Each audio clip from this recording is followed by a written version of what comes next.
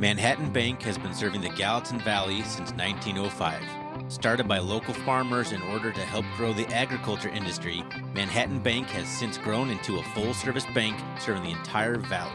With branches in Manhattan, Churchill, Three Forks, and Bozeman, you're never far from your local bank. As banks are consolidating and changing, Manhattan Bank sets themselves apart through consistency and a small-town banking feel. Come see why we have been in the Valley for well over 100 years. Stop by the new building in Bozeman, see Justin Skillman and Tyler Dosher for your business banking, and Brad Whitmer for your home loans. Go Cats. Member FDIC.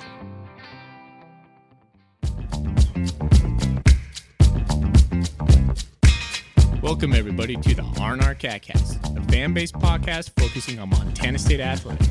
We're two dudes named Ryan from the state of Washington talking about our dear Montana State. We hope you enjoy.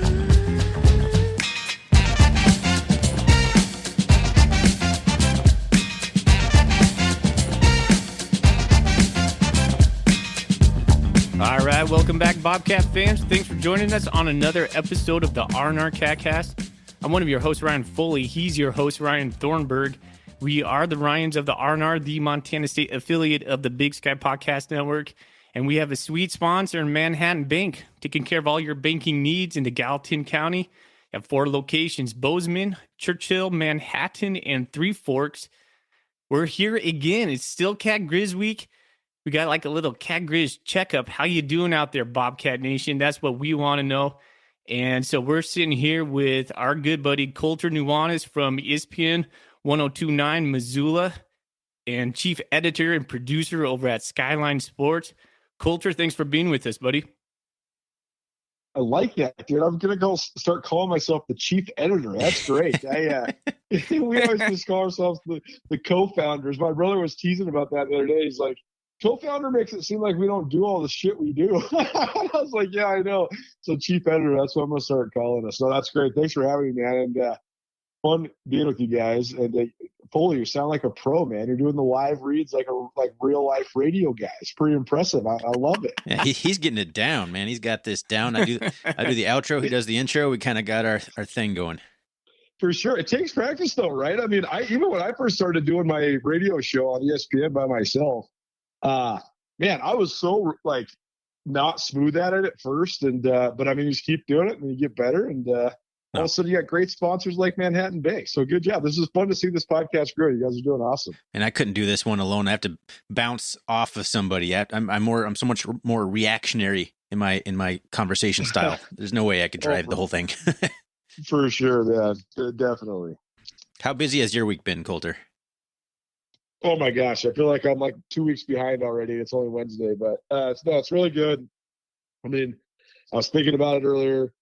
So happy and proud of us and how we've grown at Skyline, and now we got multiple guys working for us and a lot to manage, but it's been super fun.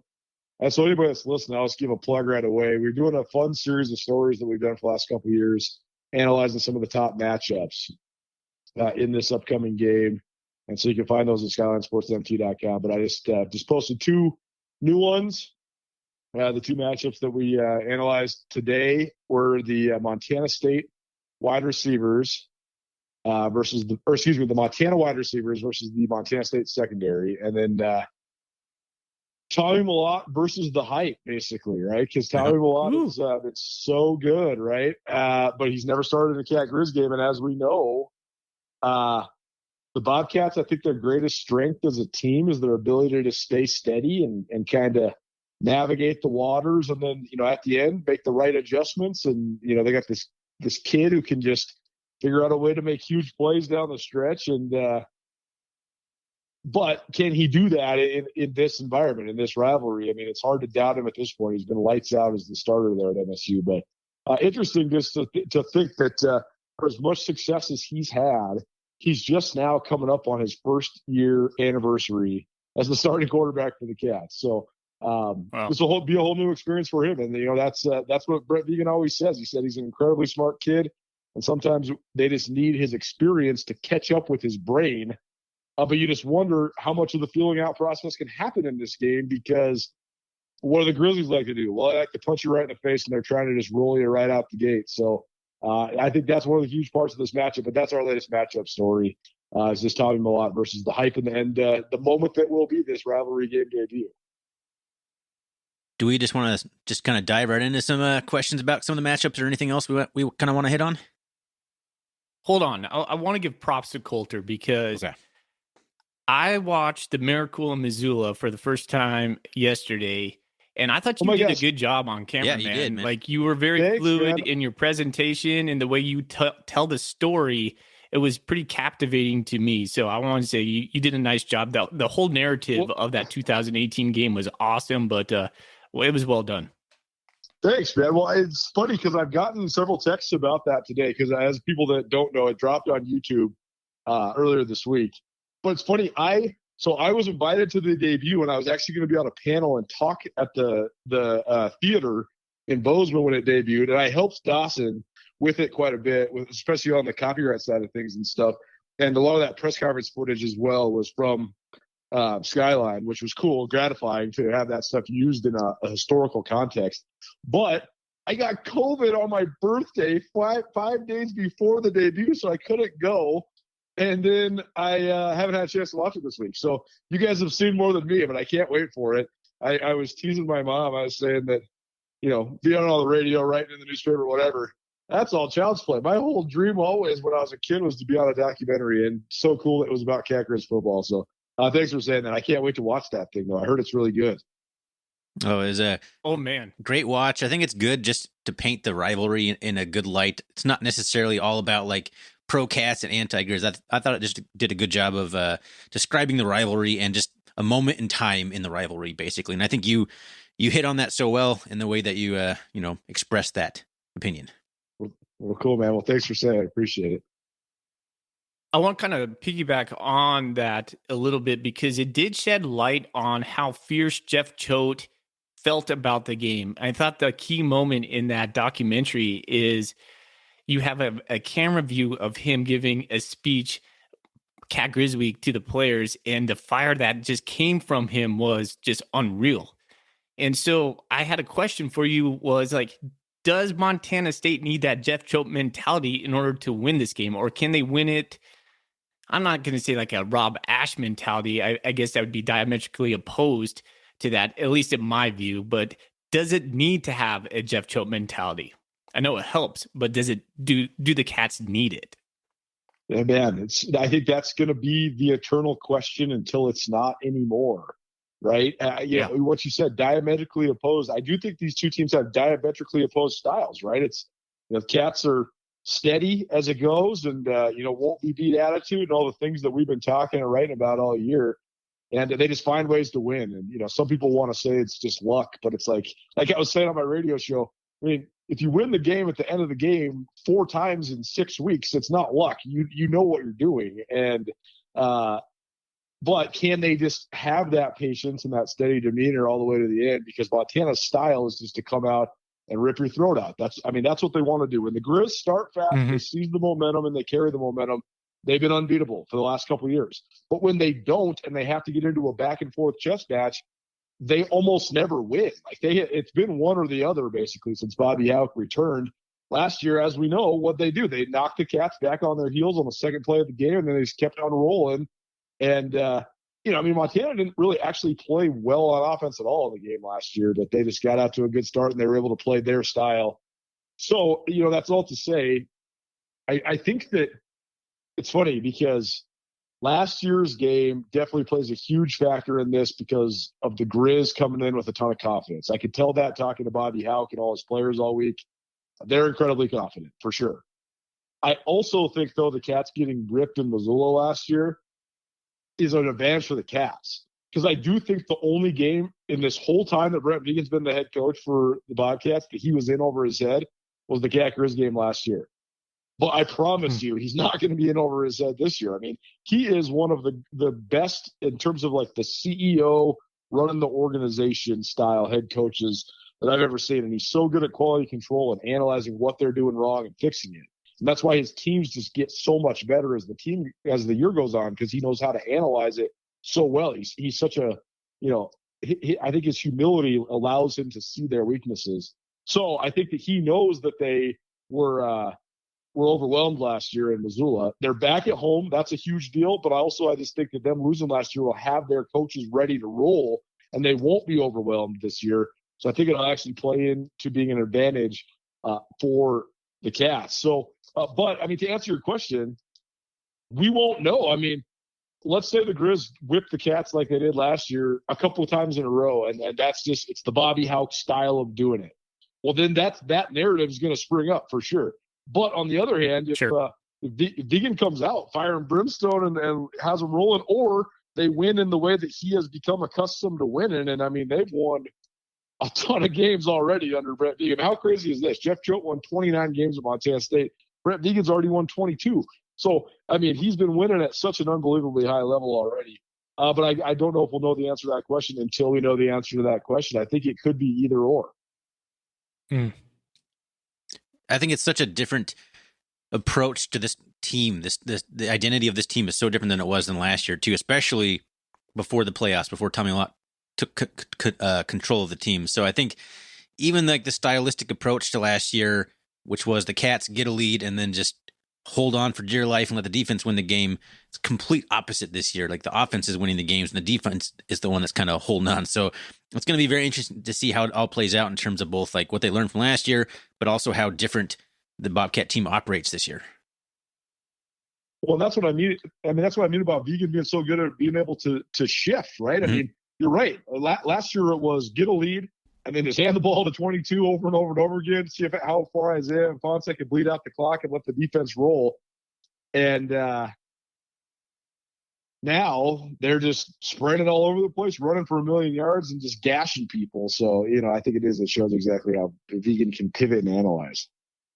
So when you were initially talking about Tommy versus the hype in the beginning of this episode here, it had a question that came into my mind, and I wanted to ask you that before Ryan started talking about some other things. I'm just saying before you went on something else, I'm not knocking you. But does Montana State need Sean Chambers to win this football game? Ooh, it's a good question. So I think one of the most underrated stories here is that Bobby Houck on the record and at quarterback club, and this is from sources in the quarterback club. I obviously can't go to quarterback club, although I always thought how funny it would be if I showed up or if I actually just paid the dues and went to either Montana or Montana State. So I just, like if I just paid $1,000, like why?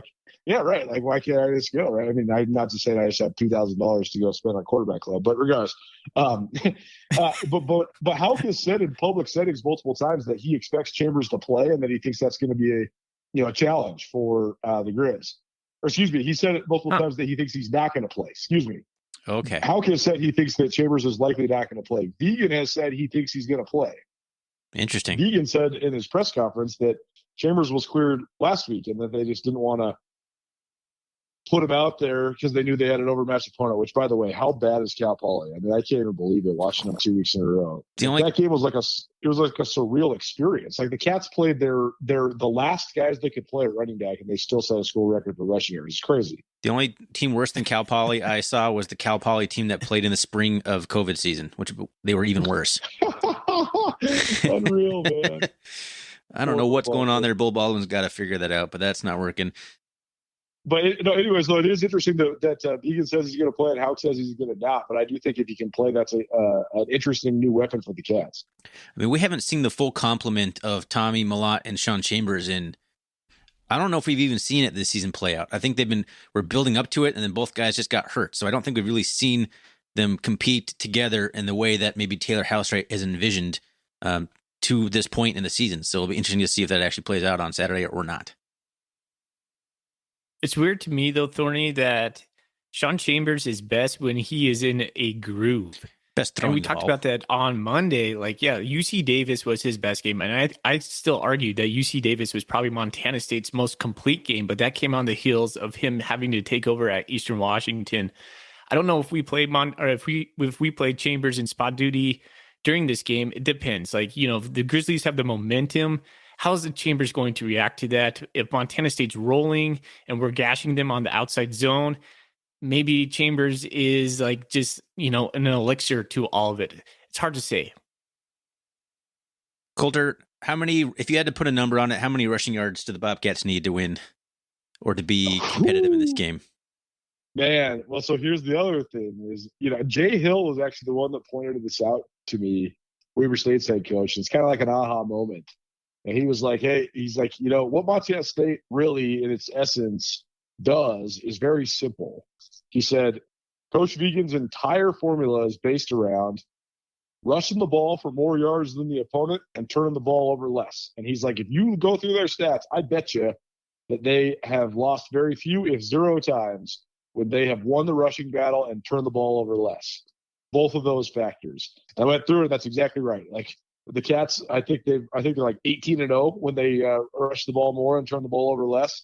And then I think they're 2-4 when they don't. So, and even this year, they outrushed Oregon State, but they turned the ball over, and that was it. So I think the answer to that is for more yards than Montana. Certainly, I think that's part of it.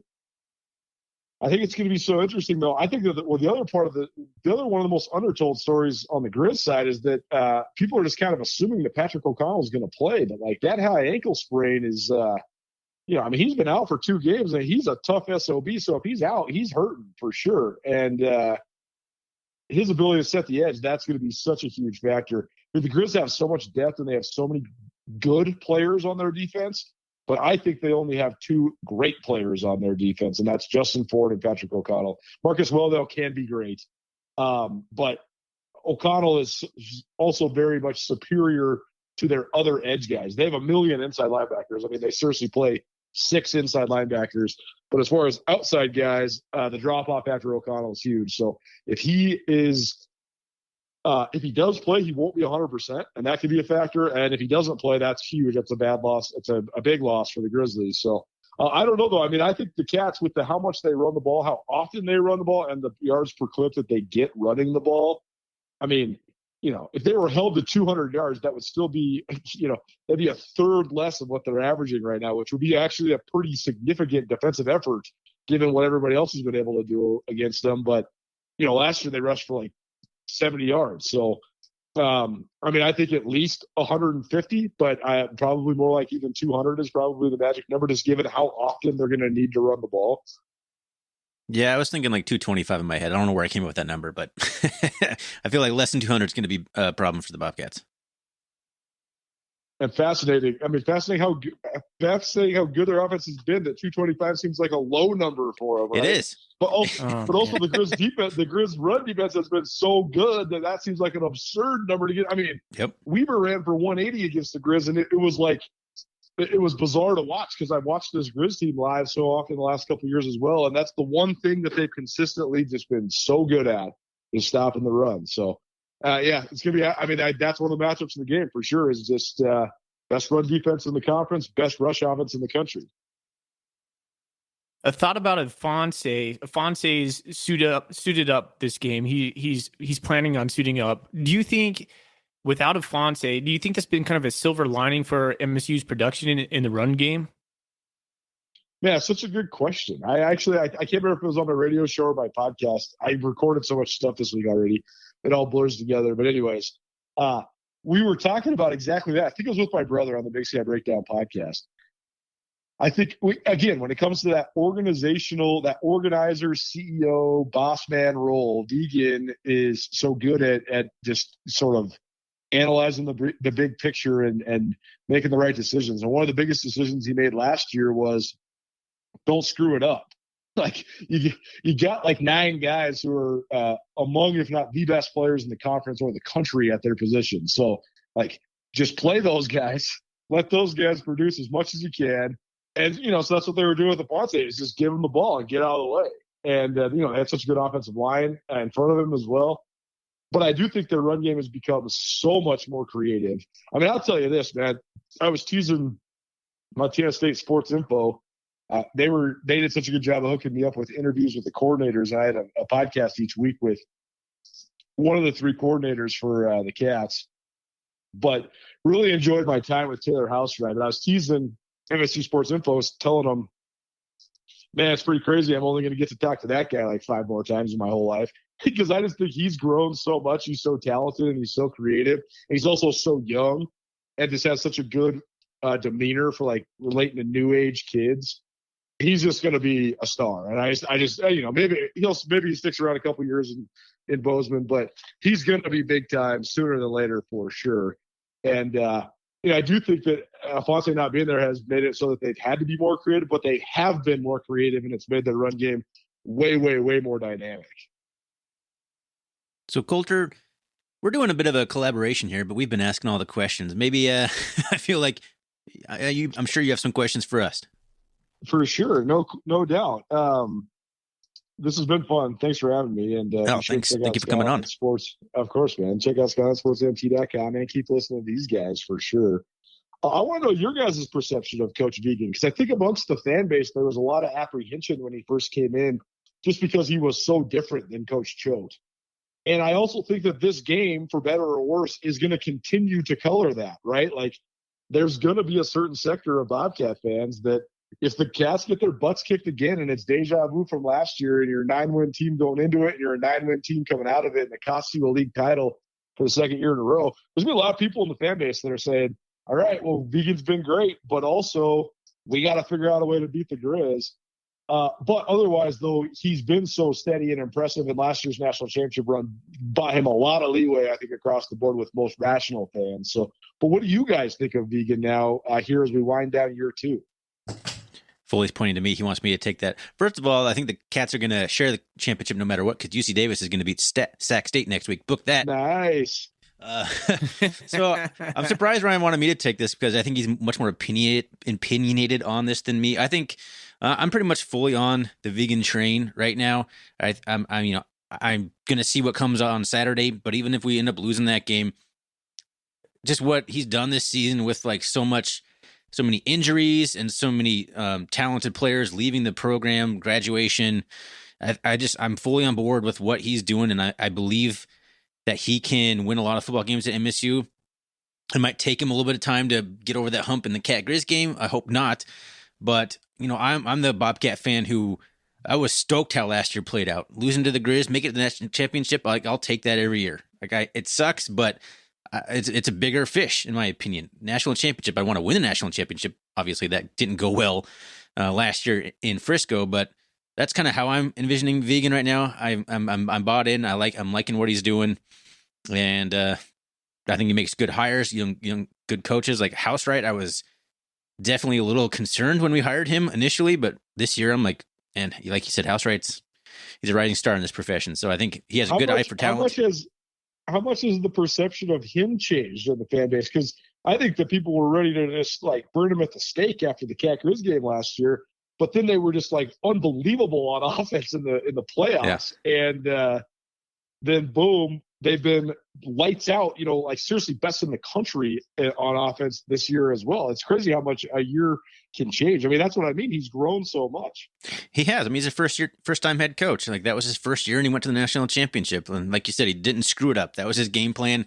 Now we're seeing more of, I think, what Brent Vigen as a head coach is capable of, or how he kind of runs things. And I'm a fan.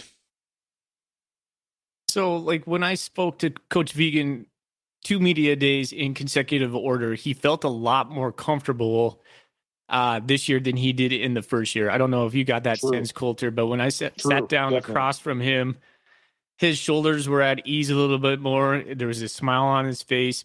And I asked him about this game. I was like, so did you learn anything about the Cat Griz? And he said, yeah, I did. I was like, well, are you going to do anything different? And he looked at me, he goes, he never gives you too much. And he goes, yeah, we got something, a little bit different planned for this week. And I was like, okay. And so I was talking to Jimmy Beal about that. And Jimmy Beal was like, gosh, I wonder what he's got planned. I'm interested in that now. But I think last year's butt whipping got his attention for sure. I don't know. I don't think I'm as sold as like Thorny is about Coach Vigen. I love that we went to the national championship last year. And one could argue like those were Choate's guys. And I like your narrative. And I agree with your narrative on like he did a great job of not screwing it up. He let the guys be the guys. And he kept it all about the players, just like Jeff Choate had made that program. But what I'm kind of like still unsure is I don't get a picture behind the curtains. I don't see him in front of the players. And I haven't talked to the players outside of a podcast or an interview where they've allowed me information and say, yeah, he's galvanized the team. The players want to believe in him. We're ready to go to battle for him. Until I hear that, I still have some questions, because you can still be quiet and command a big stick. And if that's Vegan, which I think he is, but that was his bravado. You just knew he had that. And I love that about him. That's something that appeals to me as just a man. I don't know. Does Vegan do that? I'm not sure. So I still have some reservations when it comes to coach. Question for both of you: is Vegan a victim of coming after a guy like Jeff Choate, or would he be automatically the hero if he came right after Rob Ash? Ooh, yeah, that's a good question. Yeah. Well, first of all, I think the Bobcat fan base has been spoiled in terms of the personalities of their head coaches.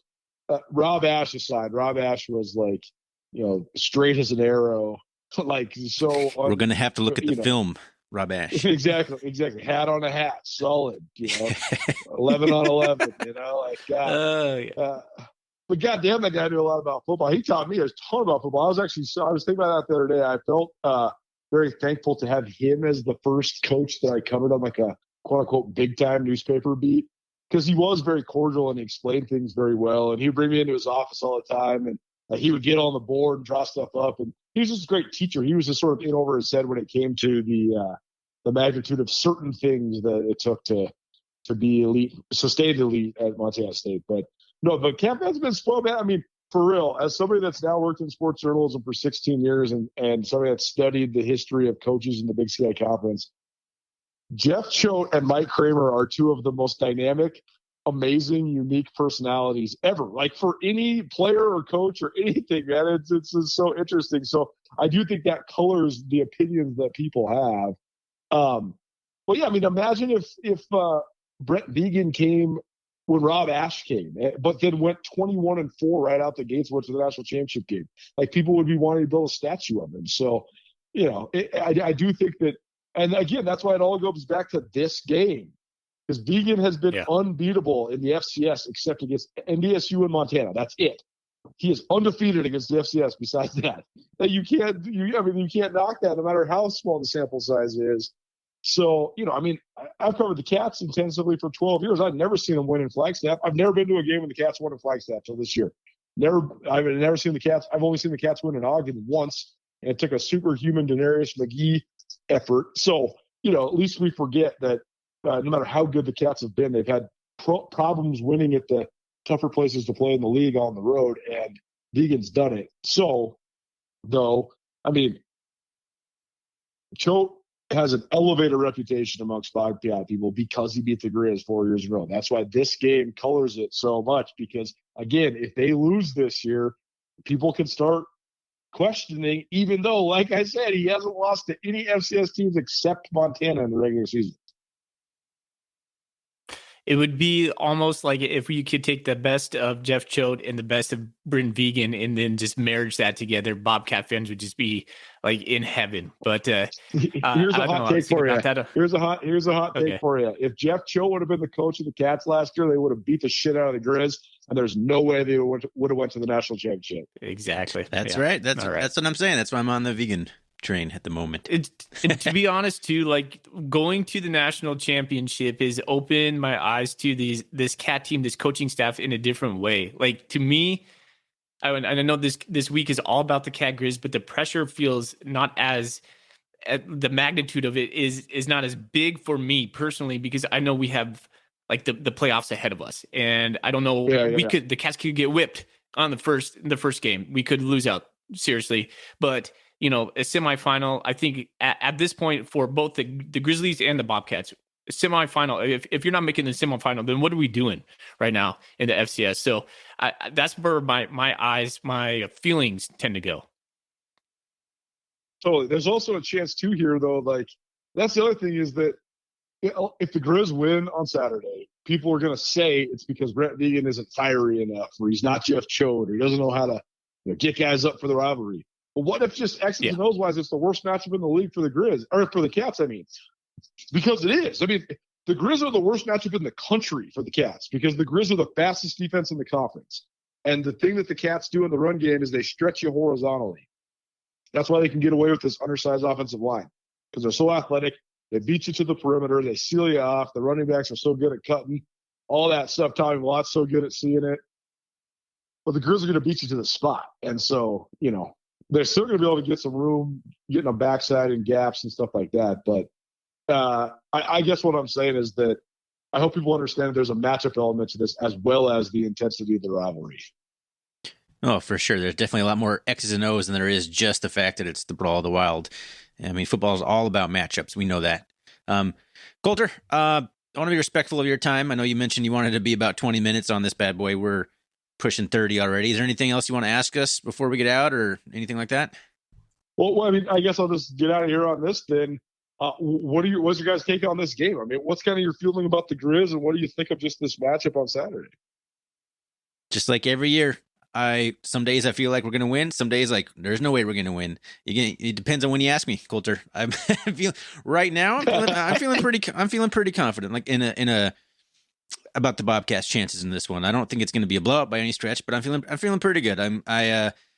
What we've talked about, Brent Vigen learning a lot more weapons, a lot more non-reliance on workhorses, and just the fact that the Griz won't have the Washington Griz crowd fueling their momentum-based system, I think are things that are making me feel okay about the Bobcats' chances in this one. I feel like this week is a crescendo every year. It looms in my mind every year. It gives me all the feels from good and bad. And like you, Ryan, I feel wishy-washy from day to day. I feel better going into this Cat Griz than I did last year. I really like our offense a lot better. I think we are more dynamic. We're just not taking Matt McKay and running Fonse up in some gap scheme that was into the teeth of the Grizzlies. And I think Colter is right. I think what Montana does really good is matches up really well with what Montana State does really well. So I don't know. To me, this feels like a coin flip. One thing I don't want to see is just like a blowout either way. I mean, if the Cats win, that would be good for us, right? I mean, as a Cat fan, a Cat fan podcast, that's like what we would love, like 2019 incarnate, like that. I would love that, but I don't foresee that happening. I don't know. Like, I get really kind of nervous about these type of games. It's a good non-answer. Yeah, yeah, it's gonna be fascinating. Yeah, I don't think we're gonna see a blowout. I think that we're not gonna see a blowout for two reasons. I think the Griz defense is so good, and they also will sacrifice certain other elements of the game to just like James Madison was way better than them, and they were destroying Montana last year, and the Griz were able to just shorten the game and play good enough defense and special teams to lose 28-6. I mean, they still got their asses kicked, but when it was 21-0 in the first half, you're sitting there thinking, oh my God, they're gonna get beat by 40, but they can mitigate it. But then the other thing is, it's not gonna be a blowout on the other side either, because the Griz offense isn't any good. So they have some serious issues. They have great talent, and they have serious issues getting those guys the ball. And now I think they're coming in with irrational confidence because they just beat the worst two teams I've ever seen and put up 120 points in those games. So, but because of that, though, I think it's catered to be a good game, because the Cat offense will certainly test the Griz defense, and the Cat defense has been up and down for sure, but the Griz offense isn't really that good. So I just don't. I think there is I think the spread opening up. Cats 2.5 point favorites. I think that's exactly right. You get 2.5 points for Bobcat Stadium on a Saturday in November. And other than that, I think it's a coin flip, even matchups. I think you guys are spot on. All right, Colter. Well, I guess we'll let you go, man. I really appreciate you coming on the show and sharing some insight and having a fun conversation about the best and worst week of the year. Love it. Thanks, guys. Thanks for having me. Thank you. All right. Thanks, Colter.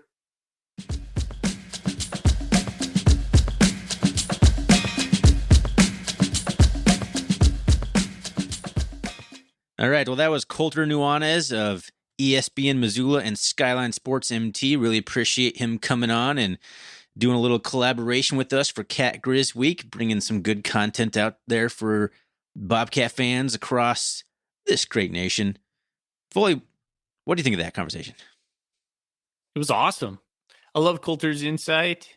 He has a good pulse on both sides of the ball, or both sides of the rivalry. as I should say, and both sides of the ball, and both sides of the rivalry. He's so good at what he does. Like his radio show is so good. His podcast, his information, his conversation skills. He's the man. So appreciate his time. Yeah, when he's on the radio, he doesn't like say approximations of words like I do half the time. Listen back to me. I'm like, I didn't say that word right. I listen back like didn't quite get that word right. Not like I chose the wrong word. Like I didn't say the word correctly. Like so I appreciate anyone who has talent to make it through a live broadcast and not make up words, basically. So kudos to Colter. Well, and another way too is like when we get him on the podcast, he has a little bit more freedom to just be who he is rather than maybe a more professional broadcaster on ESPN. So I feel like we get a little more candid response from Colter than we might hear on ESPN 102.9. Colter Unplugged. There's a reference for all the MTV generation people like us. All right. Is there anything you want to like kind of continue on the discussion from that segment with Colter? Anything you want to rebuttal?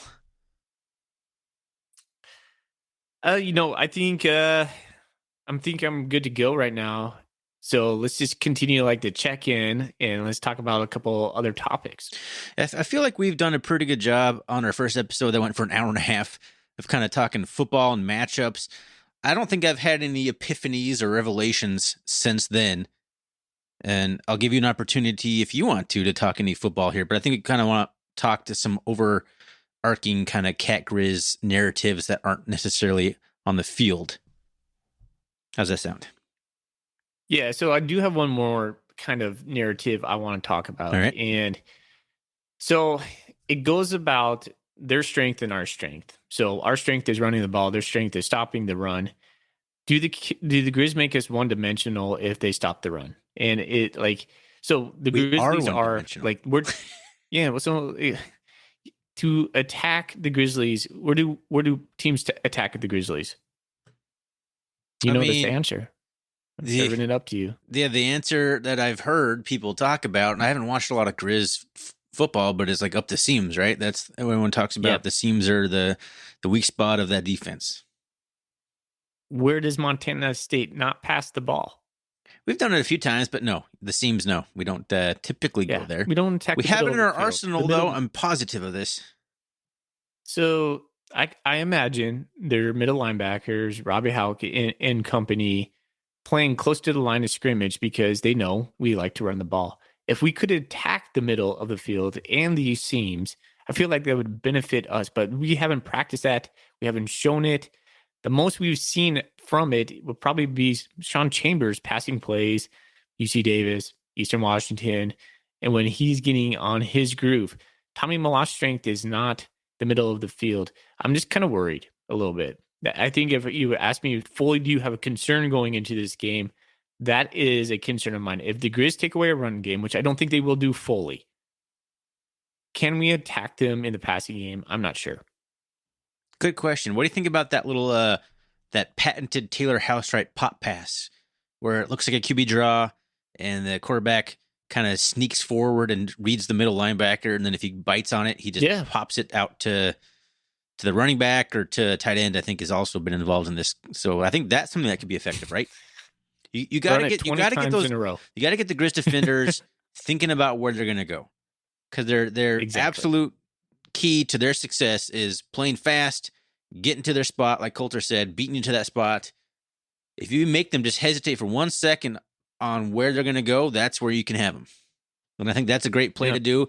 And I just think Tommy Malot's scrambling ability in this game is going to be something that is also beneficial in the passing game. He's not going to probably sit in the pocket and throw dimes everywhere, but he's going to step into pressure and escape it and keep plays alive. And I think Tommy Malot's, what he did last year in Cat Griz is completely irrelevant. He wasn't the starting quarterback. He wasn't even throwing the ball at that point. He was a Wildcat quarterback. He was Travis Johnson.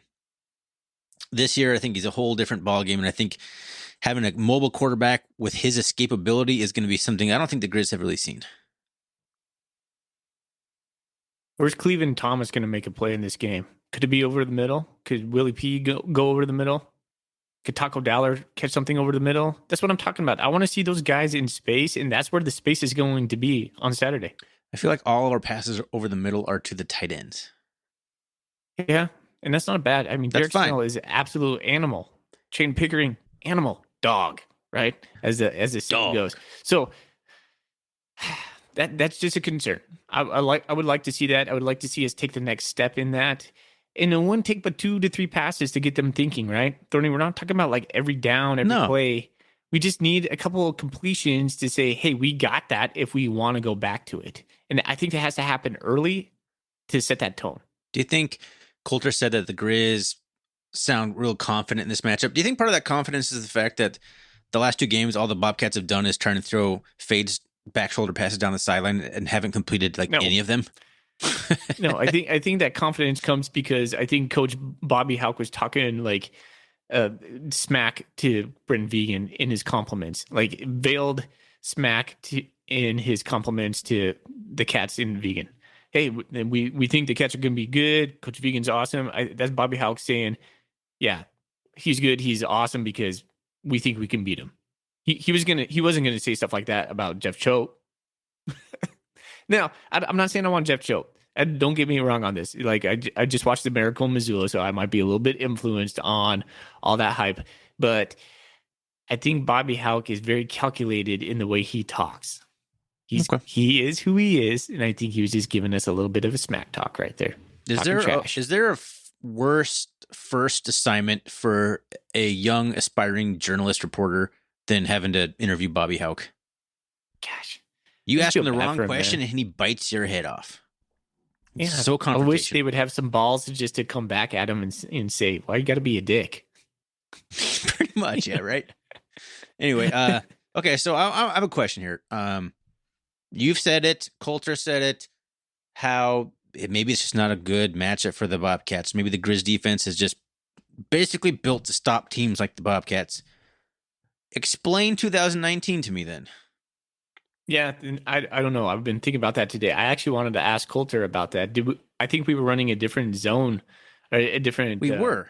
I don't know. I have but no we were clue. still like run based though, like even potentially the same as now. So can we put stuff in the run element that can exploit the Griz defense like we did in 2019? Like why is it such a bad matchup that worked in one year and then failed so miserably in the next year?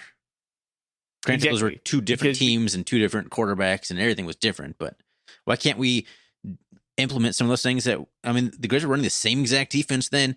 They had very talented players and their defensive line wasn't as good in 2019, but they had Dante Olson. I mean, they were still lots of talent all over that field. It's a great question. It's something I thought about today. I don't have the answer, man. Yeah.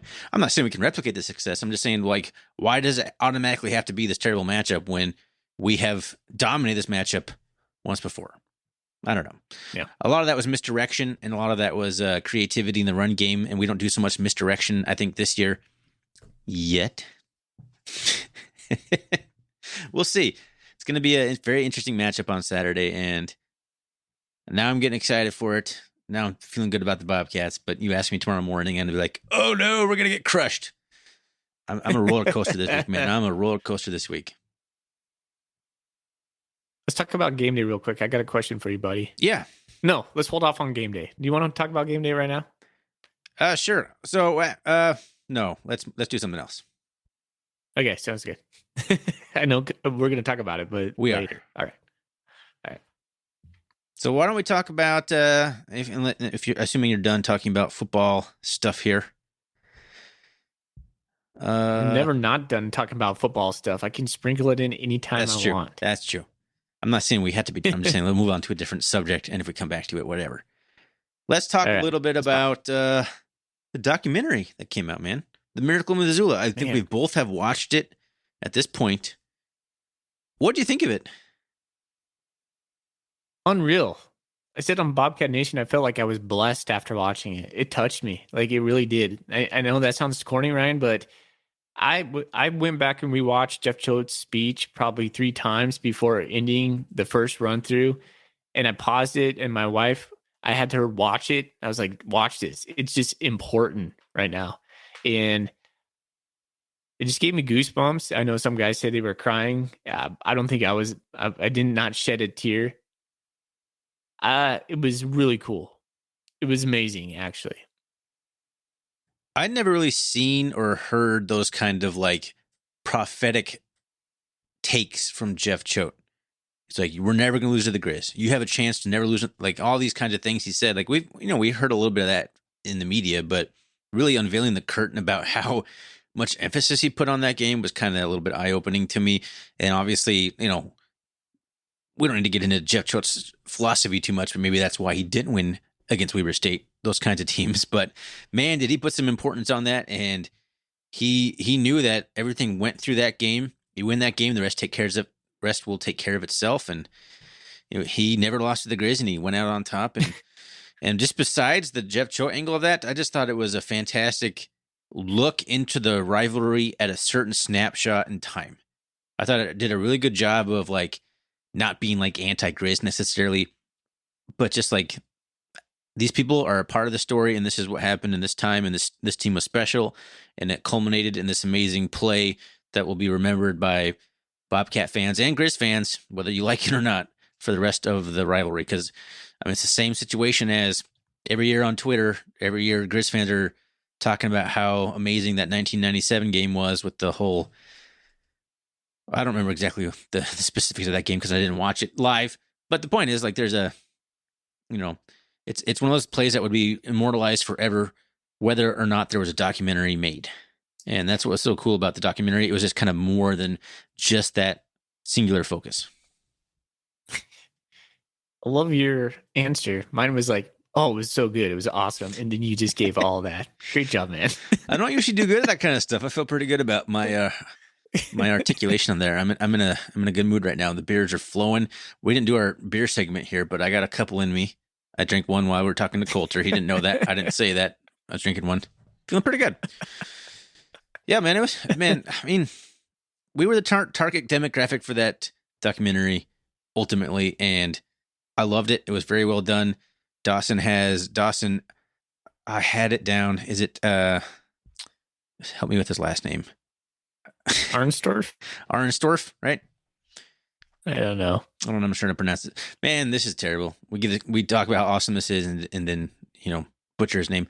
But he did a great job. The footage he had, the interviews he conducted, the quality of the video was fantastic. I can see why he made this capstone senior project or whatever and then submitted it to film festivals because it's that good. Yeah. It made me want to get a behind the scenes peek to this team though. Yeah. That's what I want, that footage, man. On last year's footage, I want to see the locker room. I want to see Coach Vegan talking to his players. It just made me want more. Yeah.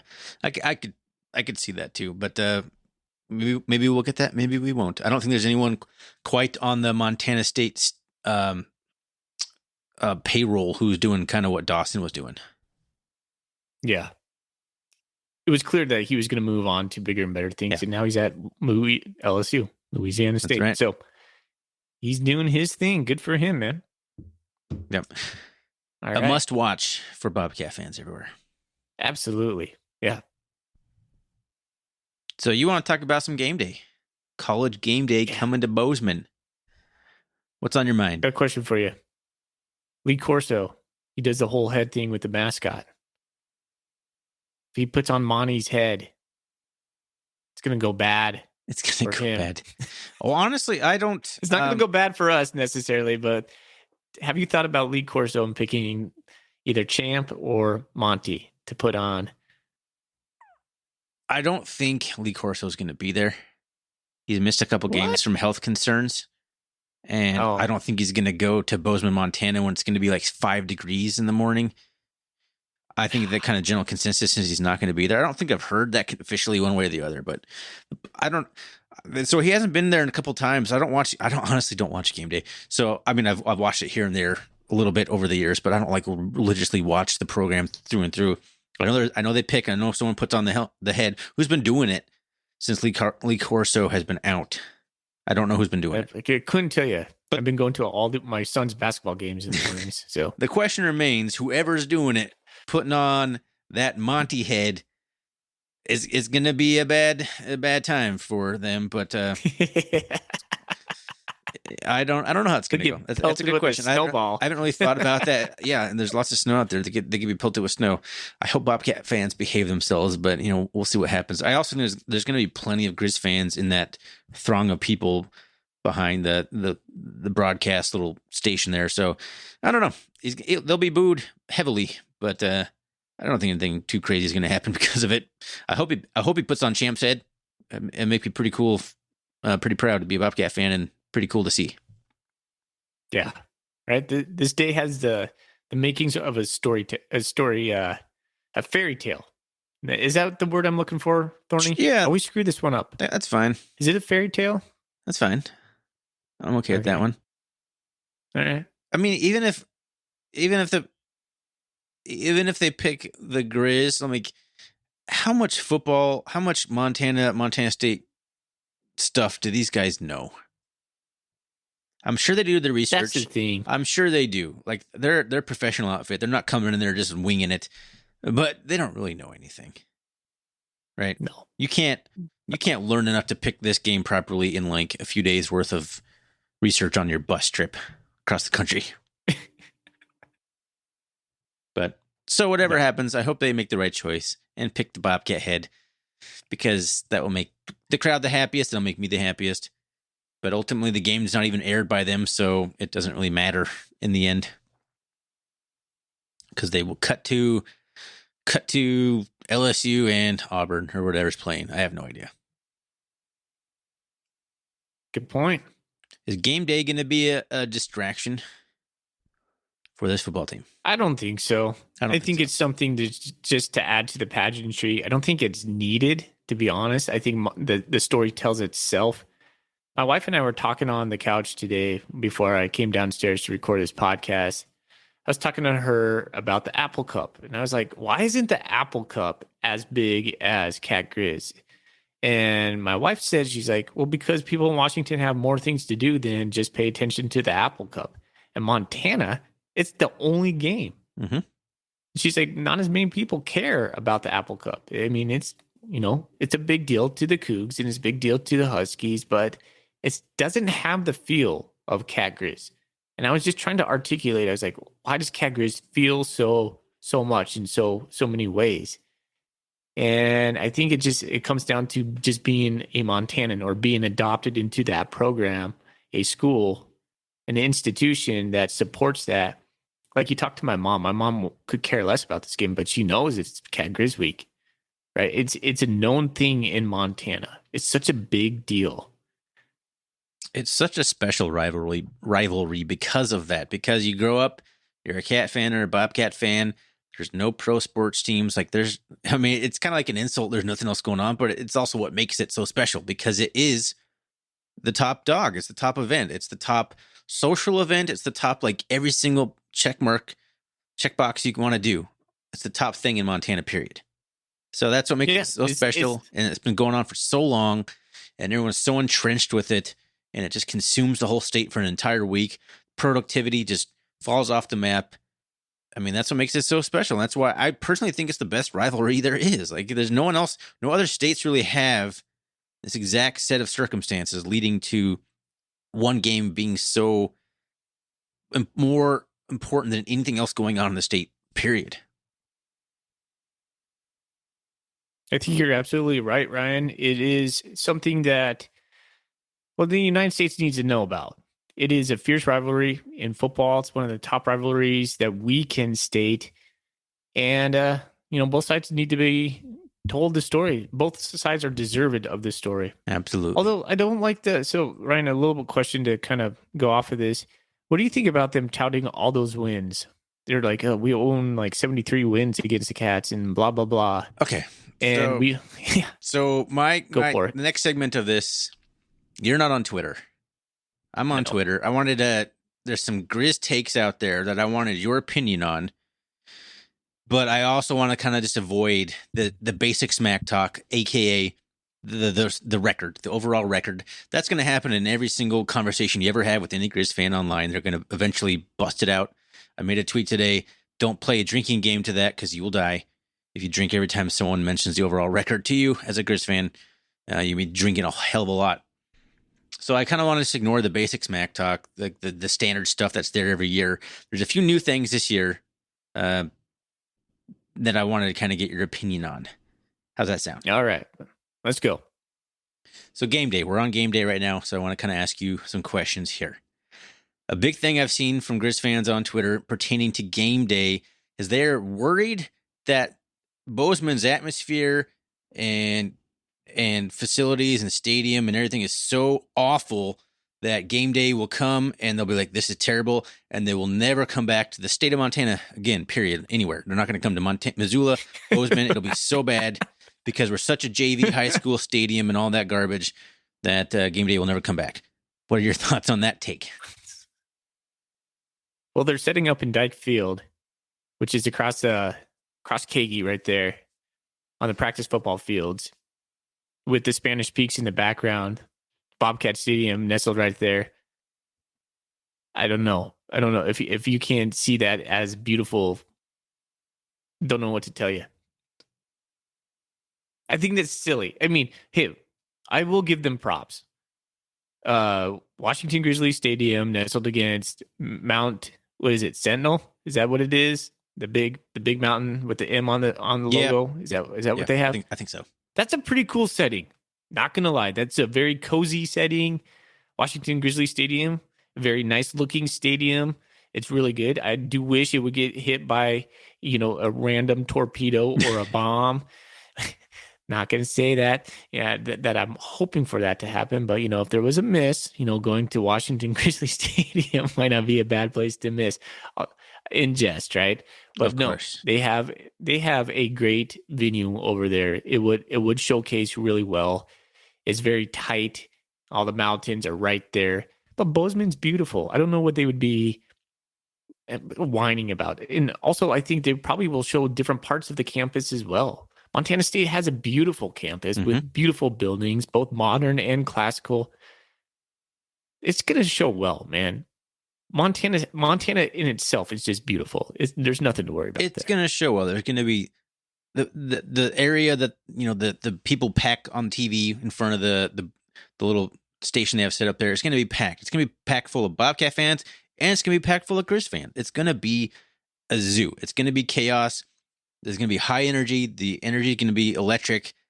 They don't broadcast the games, so I'm not sure what your game day actual games energy is like, because that doesn't even matter. And yeah, there's tons of good locations and footage. I'm sure they'll have some footage from downtown. I'm sure they'll go out on Friday night and have like dinner at like the ale house or something. And there'll be lots of cool stuff showcasing Bozeman, which is a beautiful town and a beautiful location. I mean, there's no way it's not going to look good. There's no way it's not going to work out. I think it's a stupid take. I don't think they're doing it smack wise. I think they're legitimately concerned about that, which is just blows my mind. It's going to be awesome, and they're foolish for thinking that. Yeah. Another one is, so you kind of hit on it. The Griz have an awesome venue. They have a good fan base. Like, I'm not going to deny that. They have a good tradition, a good stadium. Why does any of that matter? Why does that automatically make you more deserving of a game day than a program that may not have quite the level that you have? I mean, that would mean game day was going to the same venues over and over and over in the FBS. If it just took the biggest stadium and the best tradition, like, they wouldn't go anywhere else. Yeah, they're looking for the story. And I think they're looking to showcase the state as well. They're coming to Montana. They're coming to Montana State, but they're showcasing the state. There. Perfect segue into my last question on Twitter, and this comes from Bobcat fans and Griz fans. Everybody seems to be concerned about how Montana is going to be shown to the nation. Is it going to be my Montana, or is it going to be the Bozeman, Montana? Like, Bozeman's not really Montana. I hear that a lot. Well, you don't have to necessarily answer this if you don't want to, but what are your thoughts, or does it even matter how it's shown? Or just is any publicity in this regard amazing? It's a tough one. I'm sure a lot of Montanans would not want game day to be there because they're probably upset about the amount of people coming to Montana, gentrifying the state. Mm-hmm.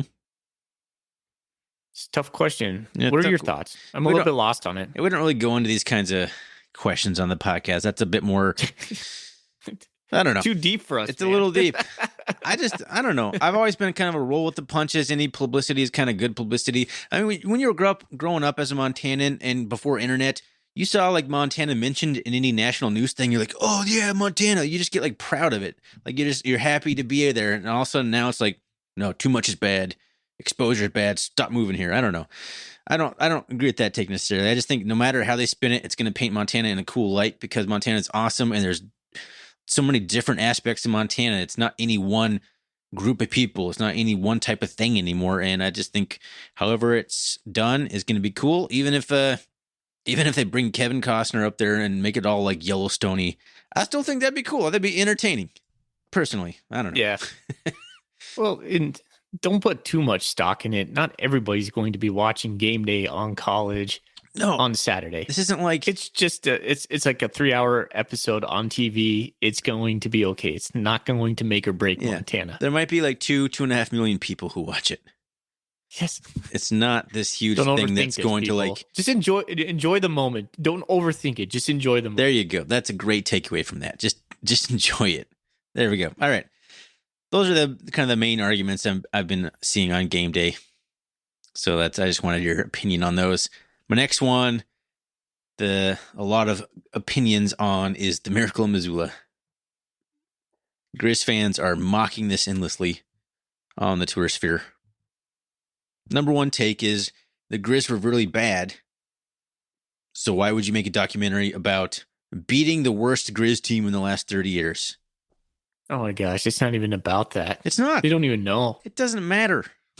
They won't even watch it either. No, they have a lot of opinions on just stuff hurt. they're not watching. Yeah, I think a lot of it is the fact that they're the wrong end of the subject matter in this one. Yeah. I think that's gonna be a lot. They missed the boat so much on that. It's not even in the. They're like so wrong on so many levels. That's their take. I have a few data points to back up why I think that's a stupid take. All right. They're like, oh, a great documentary about how a ranked team to beat an unranked team. The Cats were ranked 25th. Montana was receiving votes and I calculated it because you can calculate where you are in the receiving votes. They were 30th. All right. They're basically the same in that year. They're like the 25th versus 25th? The 30th team. Yeah. Yeah. We were barely ranked that year. Pretty bad. Yeah. I mean, Troy Anderson was quarterback that year, man. Yeah, that's right. We were 4-4 going into that game. So, but my take on this too is maybe the reason that people think that Griz team was so bad is because they lost that game. If the Griz win Cat Griz in 2018, they punch that in, a miracle never happens. The Griz probably end up with like Incarnate Word like we did that year, and we smoked them. So the Griz easily win a playoff game, if not two. They probably get a second home game in Washington Griz Stadium. And then the history is completely viewed differently by Griz fans because they finished 6-5. They would have 7-4, gotten themselves a home playoff game just like we did, or at least won a playoff game, and they'd be an okay team that won a playoff game in the annals of Griz history. But no, it's the worst team in 30 years. Well, maybe they're the worst team in 30 years because they couldn't beat the Cats at home. Who's crafting this argument, this narrative? Lots of people. I'm not going to call out any Twitter handles except for maybe our buddy Brent Wahlberg because he's kind of a friend of the pod a little bit, and I will drop his name on there, and he'll be happy because he loves all the publicity on his Twitter account. So yeah, okay, he's one of them, but there's legions of them fully. Okay, all right. Well, yeah, I think that's I think they like were searching for something, and that sounds right because it has a number to it, and they're probably not good at numbers, and so they're like, yeah, it was the worst team in 30 years. I mean, I guess they're just exploiting that. I guess no. I guess my rebuttal to that is thanks for being terrible. I guess good job, good job having a terrible football team that year. Cool. Go watch it. You're gonna become a Jeff Choate fan. I guarantee it. You're gonna be like, oh man, that guy is awesome. The other argument I've seen is that so what I did is I kind of dropped some other famous plays that have documentaries named about them, like the Doug Flutie Hail Mary. That's a famous one. The whole band coming on the field in the Cal Stanford game. That's another huge. Everyone knows that one. Obviously, Wait a second. Are you like taking on these legions of Griz fans on Twitter? Of course, yeah. Of course. Fighting the good fight out there. I don't talk smack, but I am like counter punching everything that I'm seeing. That's what I'm doing. So I'm name dropping a few of those, and then the rebuttal to me was that, well, those all happened a long time ago. This is so recent. Like, it's okay if you make a documentary about something that happened 15, 20 years ago. You can revisit it, but this was so recent that it's weird. Thoughts on that take? Don't argue with idiots. No, I just want your take on it. Like, can you make a documentary about something that only happened a year and a half ago, 2 years ago, whenever this went underway officially? Of course you can. Of course. Why can't you? I don't. Yeah. Of course you can. Apparently, you have to let a certain amount of time pass. Number one, this was a student project. Like, he's a student. He was a senior. This is kind of like a specific case in the documentary world. Yeah. They're almost like saying that Montana like paid for this to be produced. Montana State's like, yeah, that's the other take. Behind this, the team and the fans made a documentary. Like, no, it was a student who worked for like the graphics department. He put it all together, and it parlayed himself into a nice job out of it. So good job, Dawson. So I don't know. I just think it's weird that you have to let a certain amount of time pass. I don't fully understand that take at all. So yeah. Let's see. Oh, and then another rebuttal was that Bobcat fans are enjoying it too much and they're celebrating it like it's some sort of Oscar-winning film. And that's another take out there. It's not that it was made. It's that that the Cat fans like it so much and they think it's the best thing that's ever happened. Well, sorry, my feelings hurt your feelings. I'm not sure what to say. I get joy out of watching that. I'm sorry, documentary that's main target audience was Bobcat fans was enjoyed by Bobcat fans. Like, that's I don't get that take either. And then my last rebuttal is, this isn't even a question for you. This actually perfectly helped my point. An article came out today from 406mtsports.com that was like stories, Cat Griz stories. Did you happen to catch that one? People like submitting their rituals or Cat Griz stories. I will name drop here because it's in the article. It's in the newspaper, so I will naming this person. I'm going to quote this, and I wish I knew who wrote the article. I'm sorry. I should know that, but it's 406mtsports.com. Check out the article. This says, Griz fan Nick Larkin likes to throw it back to 1997 and pump him up. Before every Brawl of the Wild, without fail, he rewatches that historic late 1990s tilt. This quote, as soon as it became available on YouTube, I've watched it before every game, Larkin said, and before that on VHS, so probably since 2002. And I'm not going to mock him for that. He should watch that. Like, that's a huge play in a storied rivalry. Why wouldn't you want to watch an awesome game like that over and over again? And that's why there's a documentary about an awesome play that the Bobcats made that we can watch over and over again. I don't see why it's so bad. I don't understand all the hate from Griz fans. I mean, I understand it because they're on the butt end of it. But I don't understand the weird takes about it's too soon. Like the records weren't very good. By the way, I went and looked at the Cal Stanford band on the field. Like, one team was like 6-5, the other one was like 5-6. So apparently you don't have to have two like top 10 teams going it out to have some sort of memorable historic game. I don't know, or play. So there you go. There's my questions for you on the specific like not the normal smack talk you see on Cat Griz Week. Some new stuff. I don't think they were really questions for me, more like chances for you just to air your grievances. Partly, but I got your opinion on all of it. You answered all of them. Well, there was cathartic one for you. It was cathartic. There was one that you said you didn't have an answer on. Did I let you answer that one? I might have steamrolled you.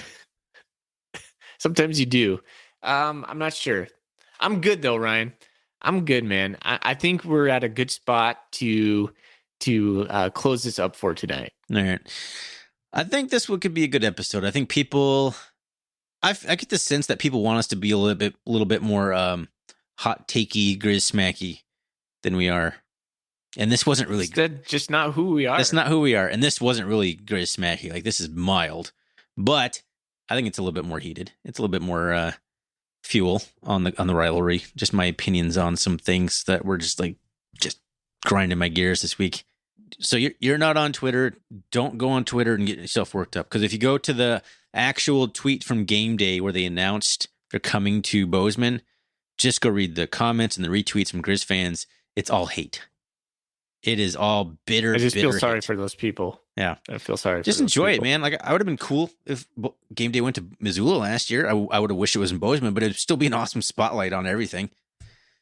Yeah, think about that. If it went to Missoula last year, there would have been tons of Cat fans being like, "All right, this is awesome." You probably would have never thought, why didn't they come to Bozeman? You'd probably be like, well, maybe they get to come to Bozeman in a couple of years or something like that. But it wouldn't have been this thing that you're describing. All right. Well, all that said, Stamp it. Let's get out of here, man. Let's get out on a high, spicy note. Thanks again to Colter Nuanez for coming on the show. That was really cool to have him on and have a little rational discussion, because we just got completely irrational at the end. Yeah. Something about like fan being fanatical, short for fanatical. I don't know. Thanks again to Manhattan Bank for being our sponsor this year. Thanks again to everyone for listening all year long. We really appreciate it. You can find us on Twitter, RRCatcast. You can find us on the web at rrcatcast.com. Come find us on bobcatnation.com. I'm plugging in the best online social community for Bobcat fans, bobcatnation.com. Check it out. If you haven't been there, why aren't you there? That's silly. And Foley, let's get out of here for the final time during this Cat Griz week. Go Cats. Go Cats. Go Cats.